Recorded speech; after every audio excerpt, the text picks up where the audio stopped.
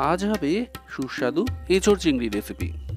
লোভনীয় স্বাদের এঁচোড় চিংড়ি রেসিপি বা অনুষ্ঠান বাড়ির মতো এঁচোড় রান্নার রেসিপি যাই বলুন না কেন, রেসিপিটা একটু সময়বহুল কিন্তু ভীষণ মজাদার আর জনপ্রিয় বটে।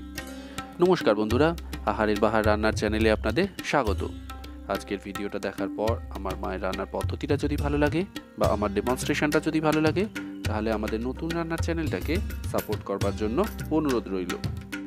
এই রান্নার জন্য যে খুচরো মশলাগুলো লাগবে সেগুলোকে আগে প্রস্তুত করে নিতে হবে। 1 চা চামচ আদা বাটা, হাফ চা চামচ করে শুকনো লাল লঙ্কার গুঁড়ো, হলুদ গুঁড়ো, 1 চা চামচ করে জিরে গুঁড়ো, ধনে গুঁড়ো, কাশ্মীরি লাল লঙ্কার গুঁড়ো একটা বাটির মধ্যে নিয়ে তার সাথে পরিমাণ মতো জল মিশিয়ে ভালো করে গুলে নিয়ে রেখে দিতে হবে। মূল রান্না করার সময় কাজে লাগবে। এখন থেকে এই খুচরো মশলাগুলো প্রস্তুত করে রাখলে রান্নার মাঝে সময় আর জ্বালানি দুটোরই অপচয় কম হবে। এবার দেখা যাক রান্নার মূল উপকরণগুলো। 5-6টা মতো বড় মাপের আলুকে খোসা ছাড়িয়ে তাদেরকে ডুমো করে কেটে ধুয়ে নিয়ে একেবারে প্রস্তুত রাখতে হবে। 2টো বড় মাপের টমেটোকে ছোট করে কুচি করে নেওয়া হয়েছে, আর একটা বড় মাপের এঁচোড়কে টুকরো করে ধুয়ে ব্যবস্থা রাখতে হবে। এগুলো ঠিক করে সিদ্ধ না হলে খেতে ভালো লাগবে না, তাই আগে প্রেসার কুকারে সিদ্ধ করে নিতে হবে। সামান্য জল, হাফ চা চামচ হলুদ গুঁড়ো আর অল্প সর্ষের তেল ঢেলে প্রেসার কুকারে একটা হুইসেল দিলেই যথেষ্ট হবে। মোটামুটি 70% মতো সিদ্ধ হবে, বাকিটা ভাজার সময় আর মূল রান্নার সময় সিদ্ধ হয়ে যাবে। এঁচড়গুলো কাটার সময় খোসা তো ছাড়াতেই হবে, পাশাপাশি ভিতর দিকে শক্ত অংশটা একেবারে কেটে ফেললে হবে না। বেশি সিদ্ধ হলে এই এঁচড়ের গায়ে যে সরু লম্বা অংশগুলো থাকে সেগুলো খুলে যাবে, যেটা কিন্তু দেখতে ভালো লাগে না। এদিকে মূল রান্না শুরু করার আগে আলু, এঁচোড় আর চিংড়ি মাছগুলোকে ভাজতে হবে। তেল গরম হলে আলুর টুকরোগুলোকে তেলে ছেড়ে তার সাথে সামান্য করে লবণ আর হলুদ গুঁড়ো মিশিয়ে ভাজতে হবে। মিনিট 4-5 সময় ধরে ভাজার পর আলু তো ভাজা হবেই, পাশাপাশি বেশ কিছুটা সিদ্ধ হয়ে যাবে। ভাজার সময় আঁচটা মাঝারি থেকে হাই অবস্থায় থাকবে। যখন আলুর গাটা বাদামি হতে শুরু করবে তখন এগুলোকে থেকে তেলটা ঝরিয়ে তুলে নিতে হবে। আলু ভাজার আগে কাঁচা অবস্থায় নুন হলুদ মাখিয়েও কিন্তু এটা ভাজা যেতে পারে। আলু, এঁচোড় সবই রান্না করার সময় সিদ্ধ হবে, তবে আগে ভেজে নিলে কিছুটা কিন্তু সিদ্ধ তো হবেই, পাশাপাশি রান্নার স্বাদটা অনেকটাই বেশি হবে। এদিকে আলু ভাজার পর সিদ্ধ এঁচোড়ের টুকরোগুলোকেও একইভাবে ভাজতে হবে। তবে এঁচোড় সিদ্ধ করার সময় লবণ আর হলুদ দেওয়া হয়েছিল বলে এখন আর দেওয়ার দরকার নেই। এঁচোড় সিদ্ধ করার সময় তার সাথে সর্ষের তেল মিশিয়ে দেওয়া হয়েছিল। আসলে এঁচোড়ের আঠা সহজে যেতে চায় না, তাই সর্ষের তেল দিলে প্রেসার কুকারের গা থেকে এঁচোড়ের আঠা সহজে পরিষ্কার করা যাবে। এমনকি কাটার সময় হাতে তেল মাখিয়ে নিলেও হাত থেকে এঁচোড়ের আঠা সহজে পরিষ্কার করা যায়। এঁচোড়ের পরে চিংড়িগুলো ভাজতে হবে।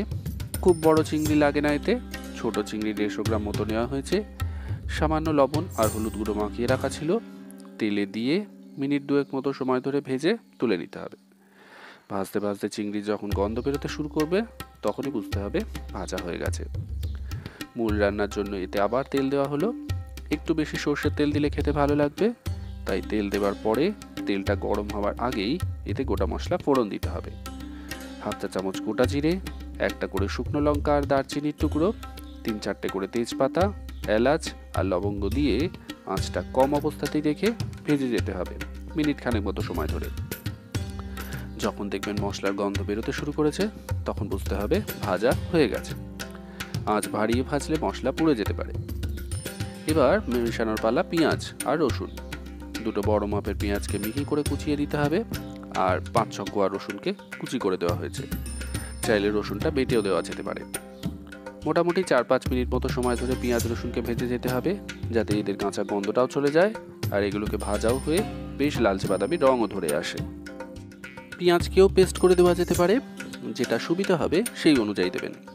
পেঁয়াজগুলো আয়তনে যখন অনেকটাই কমে আসবে তখন টমেটো কুচিগুলো দিতে হবে। আলু, চিংড়ি ভাজার সময় লবণ দেওয়া হয়েছিল, এঁচোড় সিদ্ধ করার সময় লবণ দেওয়া হয়েছে, তাই এখানে পরিমাণ বুঝে লবণটা মেশাতে হবে। লবণ মিশিয়ে এখনই দিলে রান্নার প্রয়োজনীয় লবণ তো দেওয়া হলোই, পাশাপাশি টমেটোটা গলে যাওয়ার জন্য বিশেষ করে মেশানোর প্রয়োজন। আর স্বাদের ভারসাম্য বজায় রাখার জন্য সামান্য চিনি দিতে পারেন এখানে। তারপর সবটা নেড়ে চেড়ে মিশিয়ে নিয়ে আঁচ কমিয়ে একবার চাপা দিয়ে মিনিট 3 জন্য অপেক্ষা করলে টমেটোগুলো অনেকটাই গলে যাবে। টমেটোর টুকরোগুলো ছোট করে দিলে সিদ্ধ হবে সহজে, তবে যদি কেউ পেস্ট করে দেন তাহলে চাপা দিয়ে না রাখলেও চলবে।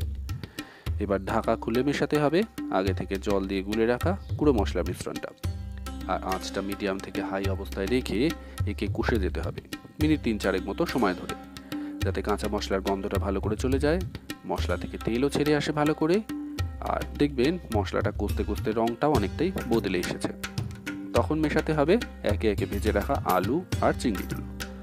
আলু ভাজা থাকলেও সম্পূর্ণ সিদ্ধ হতে এখনও বাকি, আর চিংড়িটা মশলার সাথে একটু বেশি সময় ধরে কষলে সমস্ত রান্নার চিংড়ির গন্ধটা ভালো করে ছড়াবে।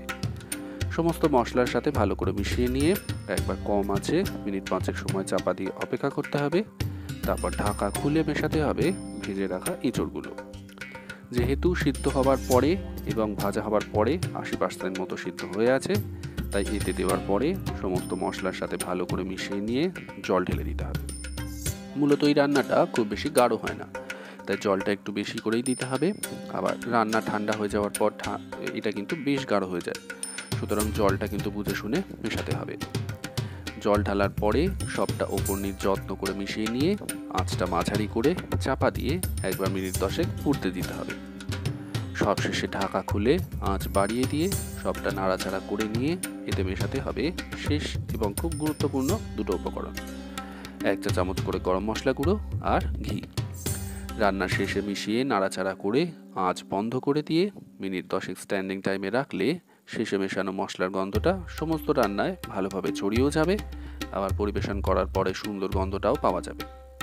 সাধারণত ভাত রুটির সাথে একে পরিবেশন করা যেতে পারে।